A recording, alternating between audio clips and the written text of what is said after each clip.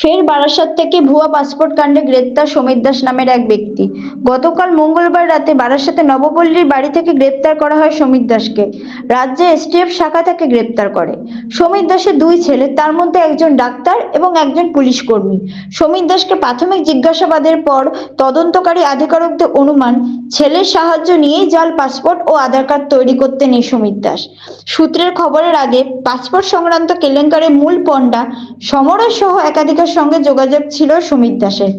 পুলিশের হেফাজতে থাকাকালীন সমরেশ বিশ্বাস ও মনোজ গুপ্তা সহ অন্যান্যদের জিজ্ঞাসাবাদে উঠে আসে সমীর দাসের নাম। গতকাল এসটিএফ তাকে গ্রেপ্তার করে বারাসাত থানায় নিয়ে আসে এবং রাতভর তার বাড়িতে এসটিএফ আধিকারিকদের তল্লাশি চালিয়ে বহু নথি উদ্ধার করে। আধার কার্ডের সময় কি কি তৈরি করতেন আপনি? আধার কার্ডের সময় কি কি তৈরি করতেন? কিছুই তৈরি করতাম না। আপনাদের পুলিশ কালকে তো এসটিএফ এসে আপনাকে অ্যারেস্ট করেছে। অ্যারেস্ট করেছে ঠিক, কিন্তু আমি দেখি যারা করে তাদেরই শুধু বুঝে দিতে। আপনাকে কেন অ্যারেস্ট করলো? আমি যে আমার মোবাইলে কথোপকথন কি কি পেয়েছে আপনার বাড়ি থেকে? কিছু পাইনি। আমার যে যাদের আমি নাম ডকুমেন্ট করতে তাদের দিয়ে আমি ওদের বলতাম, সেটাই পেয়েছি। কালকে কখন অ্যারেস্ট করলো আপনাকে? কালকে সন্ধ্যে। কি নাম আপনার? কি নাম? সমীর দাস, বাড়ি নবপল্লী।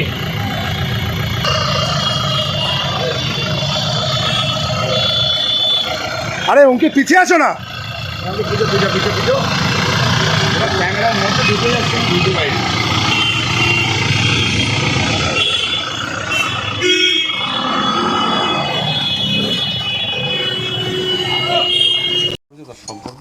সেইভাবে কিছু জানি না, উনি ওনার মতো থাকতো। কি করতো সেসব কিছু জানি না। আপনারা দেখতেন?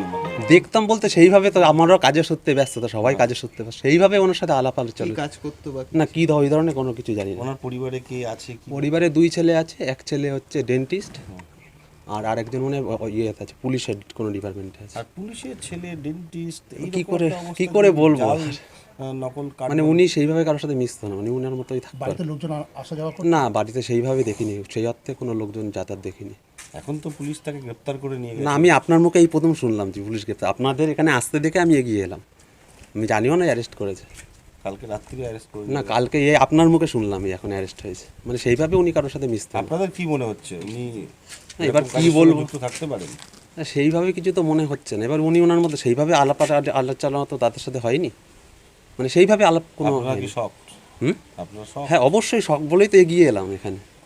আপনাদের মুখে প্রথম জানতে পারলে কি প্রফেশনে ছিল সেটাও জানতাম না। আগে একটা মুদিখানার দোকান ছিল, মুদিখানার দোকান ছিল। কতদিন ধরে এরা থাকে এখানে? এখানে তাও 25 বছর হবে। আপনার নাম? আমার নাম তন্ময় পাল। এই জায়গাটার নবপল্লী। এখানে কিছু হয়নি, আমি জানি না, আমি কিছু জানি না। কেন অ্যারেস্ট করে নিয়ে গেছে? ওনার কাছে একটা আধার কার্ড পেয়েছে বলে অ্যারেস্ট করেছে। কতগুলো আধার কার্ড পাওয়া গেছে? কতগুলো পাওয়া যায়নি, একটা দুটো পেয়েছে বলে নিয়ে গেছে। একটা দুটো আধার কার্ড পেলে অ্যারেস্ট করলো? মানে উনি কি করতেন কি এমনি? উনি কি করতেন? উনি মুদিখানার ব্যবসা করতেন। মুদিখানার ব্যবসার জন্য উনি অ্যারেস্ট হয়ে গেলেন? হ্যাঁ, হয়ে গেছে। আমি জানি না। পুলিশ তো বলছে